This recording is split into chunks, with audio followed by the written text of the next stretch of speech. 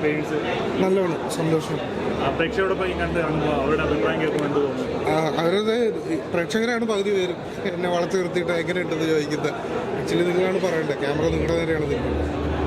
ഒരുപാട് നാളിന് ശേഷം ഒരു ബ്രേക്ക് എടുത്തു, എന്നിട്ട് വീണ്ടും അഭിനേത്രിയെ തിരിച്ചിരുന്നു മമ്മൂക്കയുടെ കൂടെ. അതും ഇങ്ങനൊരു സ്റ്റോറി ലൈൻ എങ്ങനെയായിരുന്നു ഇതിനകത്തേക്ക് ഈ ഒരു സിനിമ പിക്ക് ചെയ്യാനുള്ള ഒരു കാരണം? ഈ ഒരു സിനിമ എനിക്ക് വന്നതാണ്, ഞാൻ പിക്ക് ചെയ്യാനായിട്ട് എനിക്ക് ഓപ്ഷൻ ഇല്ലായിരുന്നു. They had come to me. So അത് ചെയ്തു. ഒരു നല്ല വെൽ റിട്ടൺ ക്യാരക്ടറാണ്, ഡെപ്ത് ഉണ്ട്. അതുകൊണ്ടാണ് പകുതി മുക്കാലും അപ്രിസിയേഷൻ കിട്ടുന്നത് നമുക്ക്. So it's A well written character, അത് ചെയ്തുകൊണ്ട് അപ്രിസിയേഷൻ കിട്ടും. കണ്ടുകാണുന്ന പ്രേക്ഷകരെല്ലാം പറയുന്ന 3 പേര്, മമ്മൂക്ക, സിദ്ധാർത്ഥ് ഭരതൻ, അൻവർ. ഈ 3 പേരുകളാണ് ഇപ്പോൾ എല്ലാവരുടെയും മൈൻഡിലേക്ക് വന്നത്. ഇതിനൊരു സെക്കൻഡ് പാർട്ട് വരുമ്പോഴും എങ്ങനെ സെക്കൻഡ് പാർട്ടിന് വേണ്ടി? അത് എൻ്റെ അടുത്തല്ല, രാഹുലിൻ്റെ അടുത്ത് കഴിക്കട്ടെ. എന്നാൽ ആഗ്രഹമുണ്ട് സെക്കൻഡ് പാർട്ടിന് വേണ്ടി? എനിക്ക് തോന്നുന്നില്ല, എനിക്ക് അറിഞ്ഞൂടാ, പറയാൻ പാടില്ല. എനിവേസ് അത് രാഹുലാണ് പറയേണ്ടത്, ഞാനില്ല. ഇപ്പം രാഹുലിൻ്റെ മുന്നത്തെ പടം കൂടുതകാലം ഒരു ഭയങ്കര പേടിപ്പെടുന്ന ഒരു പടം മൂവിയായിരുന്നു. അതിനേക്കാൾ അത് പ്രേക്ഷക ശ്രദ്ധയും നേടി. ഈ സിനിമയും അതുപോലെ തന്നെ എല്ലാവരും ഭയപ്പെടുത്തുന്ന ഒരു സിനിമയായി മാറും. ആണോ? ഭയപ്പെടുത്തുകയോ? നല്ലത് നല്ലത്. ഇത് അധികാര കൈമാറ്റത്തിലുള്ള സിനിമയാണ്. മാറ്റി വെച്ച് കഴിഞ്ഞാൽ അതിൻ്റെ ഒരു പൊളിറ്റിക്സ് ഉണ്ട് ഇതിനകത്ത്. അധികാരമുള്ളവർ എങ്ങനെയാണ് എന്നുള്ളതിൻ്റെ ഒരു പൊളിറ്റിക്സും കൂടെ നൈസായിട്ട് പറഞ്ഞു പോകുന്നുണ്ട്. അത് എനിക്കറിയില്ല, അത് മനസ്സിലാവുക. പക്ഷെ അത് കിട്ടേണ്ടതാണ് അല്ലേ? ഇപ്പം നിങ്ങൾ ചോദിച്ചില്ലേ, അത് കിട്ടേണ്ടതാണ്. പലപ്പോഴും സിനിമകൾ നമ്മൾ വെച്ച് നോക്കി കഴിഞ്ഞാൽ ഇത്തരം സിനിമകൾ പ്രേക്ഷകർ ഇതിനെ ഏറ്റെടുത്തിട്ടുണ്ട്. പലപ്പോഴും വലിയ വലിയ ഹൈപ്പിൽ വരുന്ന സിനിമകൾ പരാജയപ്പെടാറുണ്ട്. ഇത്തരം സിമ്പിളായിട്ട് സ്റ്റോറി ടെല്ലിങ് പോകുന്ന സിനിമകൾ എന്നും വിജയിക്കുന്നു തോന്നുന്നുണ്ടോ എന്നാ എൻ്റെ അടുത്ത് തോന്നുന്നുണ്ടോയെന്നാണ് ചോദിക്കുന്നത്. എനിക്ക് തോന്നുന്നില്ല നല്ല സിമ്പിളായിട്ടുള്ള പടങ്ങൾ വിജയിക്കുന്നു. തോന്നുന്നുണ്ടോ എന്ന് ചോദിക്കുന്നത് എന്താണ് എനിക്ക് മനസ്സിലായില്ല. അല്ല, ഇത്തരം സിനിമകൾ നല്ലതായിട്ട് വിജയിക്കുമെന്ന് തോന്നുന്നു. ഇത്തരം സിമ്പിളായിട്ട് കഥകൾ പറഞ്ഞു പോകുന്ന സിനിമ. ഇൻട്രസ്റ്റിംഗ് ആയിട്ട് കഥ പറഞ്ഞാൽ ഏത് സിനിമയും വിജയിക്കും. ഇൻട്രസ്റ്റിംഗ് ആയിട്ടുള്ള രീതിയിൽ കഥ പറയുന്നുണ്ട്. അത് ഇച്ചിരി വലിച്ചു നീട്ടിയതൊക്കെ ആകുമ്പോഴേ ആൾക്കാർ ലാഗടിച്ചു. അത് ഇൻട്രസ്റ്റിംഗ് ആയിട്ട് ഏത് കഥ പറഞ്ഞാലും വിജയിക്കും.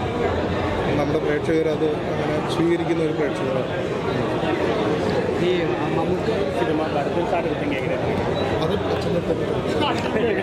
എനിക്ക് പറയാൻ പറ്റില്ല. നല്ലൊരു ഫിലിമാണ്, നല്ല കലാമൂല്യ ഒരു ഫിലിമാണ്, നല്ല പെർഫോമൻസ്. ഇപ്പോൾ ലാസ്റ്റ് സമയത്ത് ഒരു കോൺട്രവേഴ്സി പടത്തിനുമായിട്ട് ബന്ധപ്പെട്ട ചെറിയൊരു പേരിൻ്റെ പേരിലൊരു ഇഷ്യൂ ഉണ്ടായിരുന്നു. അത് നിങ്ങൾ മാറ്റേണ്ടി വന്നു. അതിനെക്കുറിച്ച് എന്താണ് ആസ് എ ഫിലിം മേക്കർ ഇങ്ങനെ ലാസ്റ്റ്? അല്ല, അത് അവർ വെരി അൺകംഫർട്ടബിൾ വിത്ത് മാറ്റുമെന്നുള്ളത്. അല്ല, ജസ്റ്റ് അതൊരു പേര് മാത്രമാണല്ലോ എന്നുള്ള രീതിക്ക് അവരെ ഹേർട്ട് ചെയ്യണു എന്നുള്ളതായിരുന്നല്ലോ അവരുടെ വിഷയം. അവരുടെ ഹേർട്ട് മാറ്റുക, നമ്മളായിട്ട് ഇനി ഒരാളെ ഉപദ്രവിക്കാതിരിക്കുക എന്നുള്ളത് ചെയ്യേണ്ടത്. Thank you.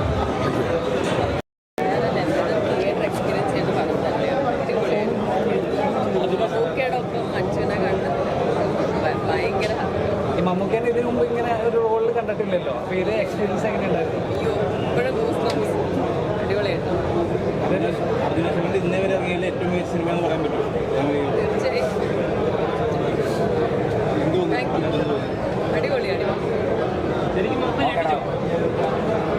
മമ്മൂക്കയാണ് കേട്ടിച്ച്, അശോകനാണ് കേട്ടിച്ച്.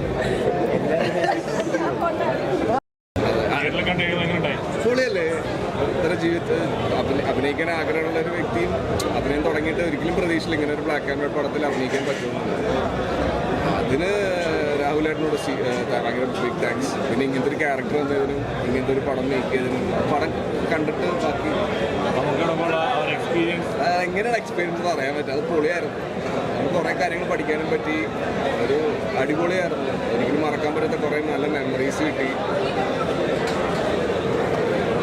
ഉൾപ്പെടെ ചോദിച്ച ചോദ്യമുണ്ട്, തിയേറ്റർ കൊല്ലുന്നുണ്ടോ? എല്ലാം വെറുതെ വിടും. പഴയ ഫ്രണ്ട്സിനോട് ഇരുന്ന് കണ്ടപ്പോൾ എങ്ങനെ കണ്ടിട്ട് ബാക്കി പറയട്ടെ. എങ്ങനെ അത് എല്ലാവരും കണ്ടിട്ടല്ലേ പറയണം. നമുക്ക് നമ്മുടെ കൂടെ ഏറ്റവും സ്പെഷ്യലായിരിക്കും. പ്രത്യേകിച്ച് ഈ പടം എന്ന് പറയുമ്പോൾ മമ്മൂക്കയുടെ കൂടെയാണ്. പിന്നെ ഒരു വൺ ഓഫ് എ കൈൻഡ് ക്യാരക്ടറാണ് എനിക്ക് കിട്ടിയത്. വൺ ഓഫ് എ കൈൻഡ് മൂവിയാണ് അത്. അപ്പോൾ എല്ലാവരും കണ്ടിട്ട് അതിൻ്റെ റെസ്പോൺസ് പറയട്ടെ, എന്നിട്ട് നമുക്ക് വിളിക്കാം. തിയേറ്റർ കുലുങ്ങിന്നാ പറയണോ ശരിക്കും? എല്ലാം പറയുന്ന പൊന്നുപടി.